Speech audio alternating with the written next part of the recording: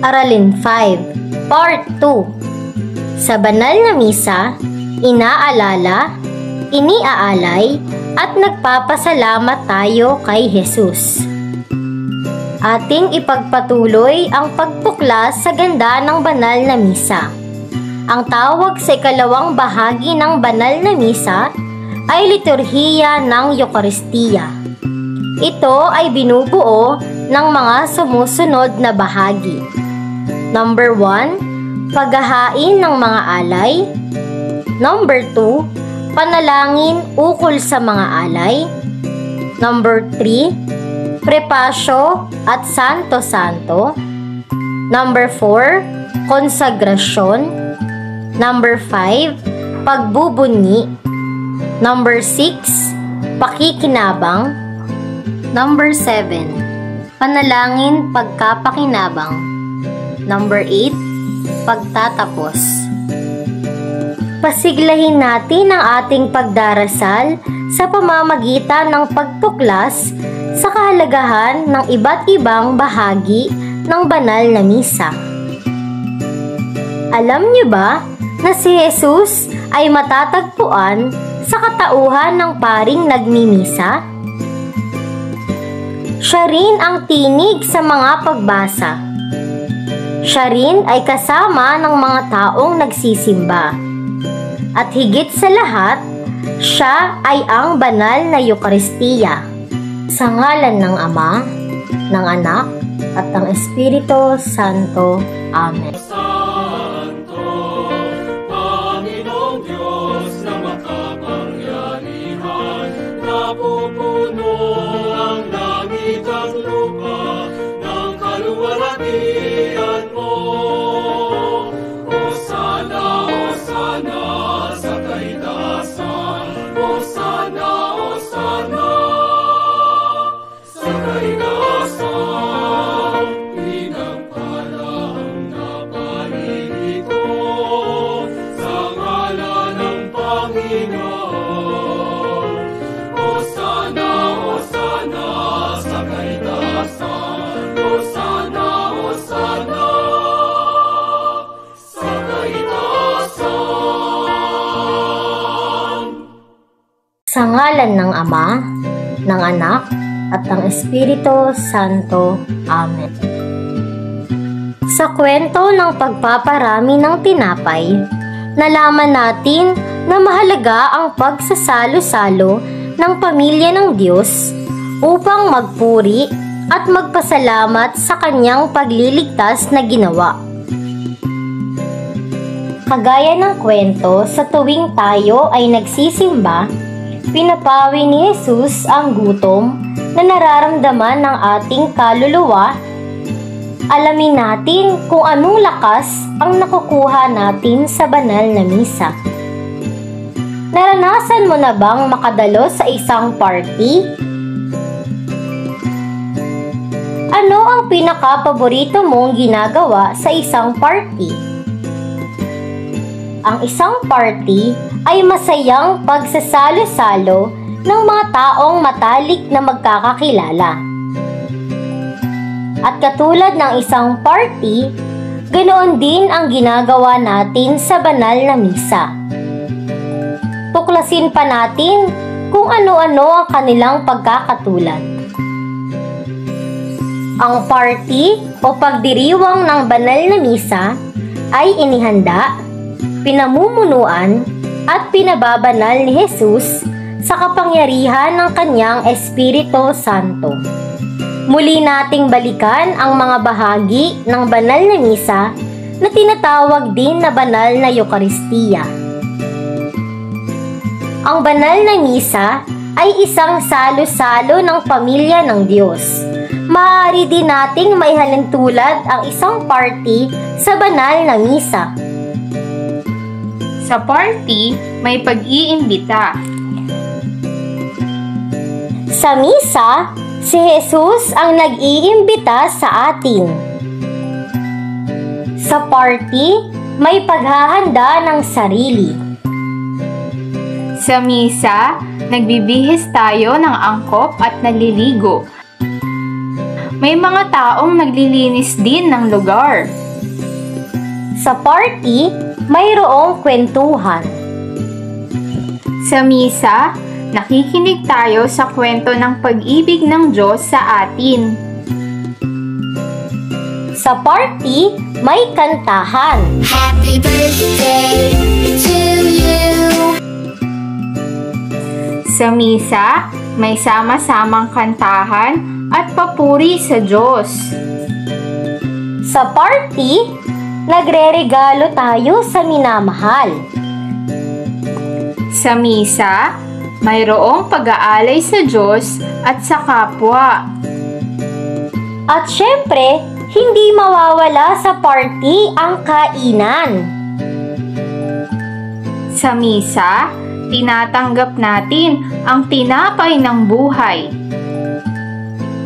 Ating ipagpatuloy ang pagtuklas sa ganda ng banal na misa. Ang banal na misa o ang banal na Eucharistia ay binubuo ng mga sumusunod na bahagi. Ang banal na Eucharistia ay may dalawang bahagi. Ang liturhiya ng salita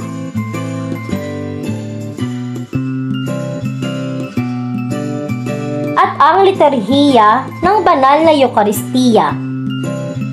Sa bahaging ito, pansinin natin ang kahulugan ng bawat kilos sa bahagi ng liturhiya ng Eucharistia. Liturhiya ng Eucharistia o Liturgy of the Eucharist. Number 1. Paghahain ng mga alay. Dito dinadala ng ibang mga kasama natin ang mga alay na tinapay at alak sa altar. Kasama rin dito ang pag-aalay ng iba pang regalo sa simbahan at para sa mga mahihirap. Inihahanda rin natin ang ating puso sa pagtanggap kay Jesus habang inihahanda ang hapagkainan ng Diyos. Number 2. Panalangin sa mga alay o handog. Tumatayo tayo sa bahaging ito. Mananalangin ang pari sa ngalan natin at hihilingin niya na basbasan at tanggapin ng Diyos ang ating mga alay. Number 3. Prepasyo at pag-awit ng Santo-Santo. Ito ang sentro ng pagdiriwang ng banal na misa. Ito rin ang pinakamahalagang panalangin sa misa, ang panalangin ng papuri at pasasalamat. Sinasabayan natin ng pari sa pagpupuri sa pamamagitan ng pag-awit ng Santo-Santo, kasama natin ang mga anghel at mga banal. Number 4. Konsagrasyon o pagbabasbas ng tinapay at alak upang maging katawan at dugo ni Jesus. Ang pari ay patuloy na nananalangin ng dakilang pasasalamat sa Diyos. Lumuluhod tayo at tahimik na sumasabay sa panalangin. Ipinapaalala sa atin ang ginawa ni Jesus noong huling hapunan. Dito, ipinapanalangin ng pari ang mga salitang binanggit ni Jesus noong huling hapunan. Noong huling hapunan, ay kumuha rin siya ng tinapay at nagpasalamat sa Diyos. Pagkatapos ay hinati-hati niya ang tinapay at ibinigay sa mga alagad. Sinabi niya, "Ito ang aking katawan na inihahandog para sa inyo. Gawin ninyo ito bilang pag-alala sa akin." Gayon din naman, ibinigay niya sa kanila ang kopa pagkatapos maghapunan at sinabi, "Ito ang bagong kasunduan na ginawa ng Diyos sa kanyang bayan. Ang kasunduang ito ay pinagtibay ng aking dugo na mabubuhos alang-alang sa inyo."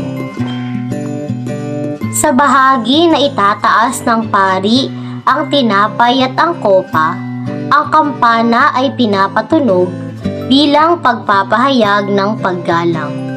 Tayo naman ay tumitingin at yumuyuko habang sinasabi natin ng tahimik, Panginoon ko at Diyos ko. Ang tinapay ng buhay na ating tinatanggap sa banal na misa ay ang pag-ibig ni Jesus sa atin. Mukha itong tinapay, lasa itong tinapay, ngunit hindi na ito ordinaryong tinapay. Ito ay banal o sagrado. Ito ay nagiging espesyal sa pamamagitan ng kapangyarihan ng Espiritu Santo. Hindi ito pwedeng itapon o paglaruan. Number 5, pagbubunyi o memorial acclamation. Pagkatapos ng konsagrasyon ay tumatayo tayo. Ipapahayag naman natin ang dakilang pag-ibig ni Jesus sa kanyang pagpapakasakit, kamatayan, at maluwalhating pagkabuhay. Inaawit natin, si Kristo ay gunitain, sarili niya'y inihain, bilang pagkait inumin, pinagsasaluhan natin, hanggang sa siya'y dumating,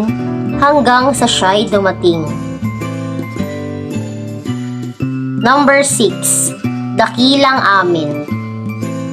Nagdarasal ang pari ng isang papuri sa Diyos Ama, Diyos Anak, at Diyos Espiritu Santo. Sumasagot tayo sa pamamagitan ng pag-awit ng amen. Amen, amen,